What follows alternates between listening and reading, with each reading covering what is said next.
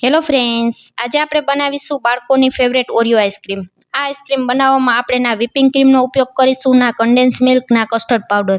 બજારની કોઈ પણ વસ્તુનો ઉપયોગ કર્યા વગર ઘરમાં રહેલી બે જ વસ્તુમાંથી એકદમ સુપર ક્રીમી આઈસ્ક્રીમ બનાવીને તૈયાર કરીશું, જે બાળકોને ખૂબ જ પસંદ આવશે.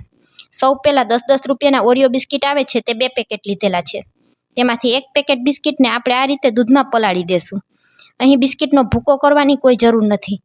1 થી 2 મિનિટમાં બિસ્કિટ દૂધમાં એકદમ સરસ ઓગળી જશે. તો 2 મિનિટ સુધી આપણે તેને રહેવા દેશું. બિસ્કિટ ડૂબી જાય એટલો દૂધનો ઉપયોગ કરવાનો છે. ચમચીથી આ રીતે આપણે તેને હલાવી લેશું, જેથી કરી અને તરત જ બિસ્કિટ દૂધ સાથે ઓગળી જશે. હું અહીં 500 ml દૂધની આઈસ્ક્રીમ બનાવી રહી છું, તો મેં આ રીતે દૂધમાં 5 બિસ્કિટ ઉમેરેલા છે. તમે જેટલા પણ દૂધનો ઉપયોગ કરતા હોય એટલે સામે બિસ્કિટનો ઉપયોગ કરવાનો. તો તમે જોઈ શકશો મેં ક્રીમ સહિત જ બિસ્કિટને પલાળી દીધા છે. આ રીતે ક્રીમ સહિત બિસ્કિટને પલાળી દેવાથી આઈસ્ક્રીમ એકદમ સરસ ક્રીમી બનશે. હવે એક પેનમાં 500 ml ફૂલ ફેટ દૂધ લઈ લેશું. આઈસ્ક્રીમ બનાવતી સમયે હંમેશા ફૂલ ફેટ દૂધનો જ ઉપયોગ કરવાનો. દૂધમાં એક ઉભરો આવી જાય ત્યાં સુધી આપણે તેને થવા દેશું. એક ઉભરો આવી જાય એટલે આપણે ચમચાથી તેને આ રીતે વચ્ચે વચ્ચે હલાવતા રહેશું. હવે તેને ધીમા તાપ ઉપર દૂધને ઉકળવા દેશું. તો 2 થી 3 મિનિટ સુધી દૂધને આ રીતે ધીમા તાપ ઉપર ખર્ચાવા દેવાનું છે, જેથી કરી અને દૂધમાં જરા પણ પાણીનો ભાગ હોય તો તે બળી જાય. હવે આપણે તેમાં 2 ચમચી જેટલો સાકરનો પાવડર ઉમેરી દેશું. અત્યારે ઉનાળાની ગરમીમાં ખાંડની જગ્યાએ સાકરનો ઉપયોગ કરીએ તો સાકર પેટને ઠંડક આપે છે. અહીં દૂધ પણ મીઠું હોય છે અને આપણે ઓરિયો બિસ્કિટ લીધેલા છે તે પણ મીઠા છે. તો માત્ર મેં 2 ચમચી જેટલો જ સાકરનો ભૂકો ઉમેરેલો છે. તમને વધારે મીઠું પસંદ હોય તો તમે 1 ચમચી વધારે પણ ઉમેરી શકો છો. હવે જે ઓરિયો બિસ્કિટ આપણે દૂધમાં પલાળીને રાખેલા હતા તેને ઉમેરી દેશું અને ગેસને હવે ધીમો કરી દેવાનો છે. થોડીક જ વારમાં આ દૂધ આપણું એકદમ સરસ ઘાટું થવા લાગશે. ઓરિયો આઈસ્ક્રીમ બનાવતી સમયે દૂધને ઘાટું કરવા માટે આ રીતે બિસ્કિટને દૂધમાં પલાળીને ઉમેરવાના છે. કસ્ટર્ડ પાવડરનો ઉપયોગ કરશો તો આઈસ્ક્રીમનો ફ્લેવર બદલી જશે અને તેનો સ્વાદ જરા પણ સારો નહીં લાગે. તો આ વાતનું ખાસ ધ્યાન રાખવાનું છે. ધીમા તાપ ઉપર દૂધને 2 થી 3 મિનિટ સુધી ઉકળવા દેવાનું, જેથી કરી અને બિસ્કિટની જરા પણ કચાશ ન રહે. જેમ જેમ દૂધ ઉકળશે તેમ તેમ દૂધ આપણું એકદમ સરસ ઘાટું થવા લાગશે. હવે દૂધને ઉકળતા 2 થી 3 મિનિટનો સમય થઈ ગયો છે.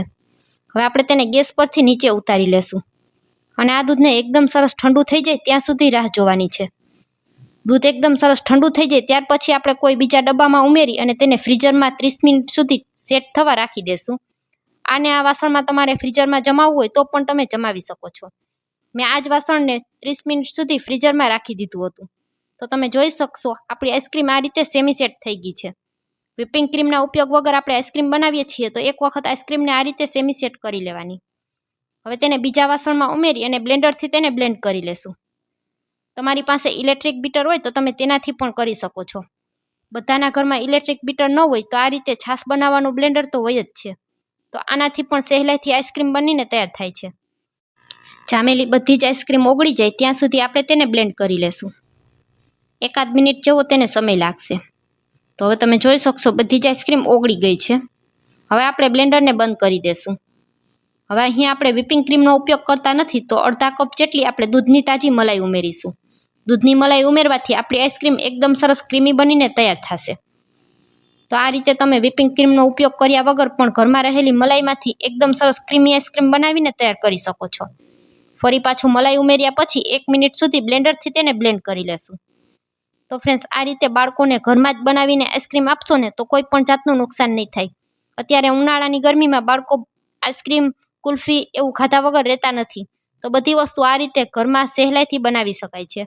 બજાર કરતાં ખૂબ જ ઓછા ખર્ચમાં પડે છે અને કોઈ પણ જાતના કેમિકલ વગર બને છે. 1 થી 2 મિનિટ સુધી આ રીતે બ્લેન્ડ કરી લેશું. તો તમે જોઈ શકશો મલાઈ ઉમેર્યા પછી આપણું આઈસ્ક્રીમનું બેટર એકદમ સરસ ક્રીમી થઈ ગયું છે. તેમાં આ રીતે ઉપર ફીણ વળવા લાગ્યા છે.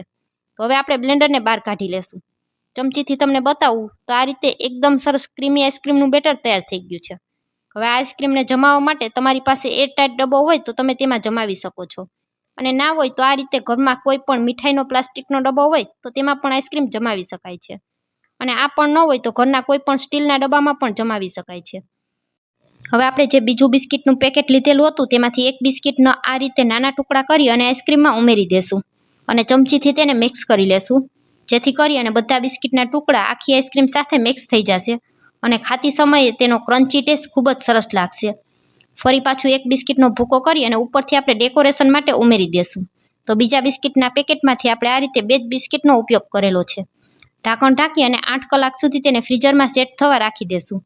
8 કલાક પછી આઈસ્ક્રીમ તમને ખોલીને બતાવું તો તમે જોઈ શકશો વ્હિપિંગ ક્રીમના ઉપયોગ વગર એકદમ સરસ ક્રીમી આઈસ્ક્રીમ બનીને તૈયાર થઈ છે. તો ફ્રેન્ડ્સ, આજનો વિડીયો પૂરો જોયા પછી જો સારો લાગે તો વિડીયોને એક લાઇક કરજો, ફ્રેન્ડ્સ અને ફેમિલી સાથે શેર કરજો અને મારી રેસિપીઓ તમને જોવી ગમતી હોય તો મને સપોર્ટ કરવા બદલ મારી ચેનલને સબસ્ક્રાઈબ કરજો. અને તમને આજની આ ઓરિયો આઈસ્ક્રીમની રેસિપી કેવી લાગી તે પણ કોમેન્ટ કરીને ચોક્કસથી જણાવજો.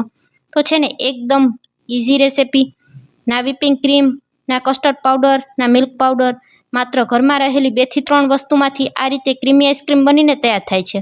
તો તમે પણ ક્યારેય ન બનાવી હોય તો ચોક્કસથી ટ્રાય કરજો. ફરી મળીશું આવા જ એક નવા વિડીયો સાથે.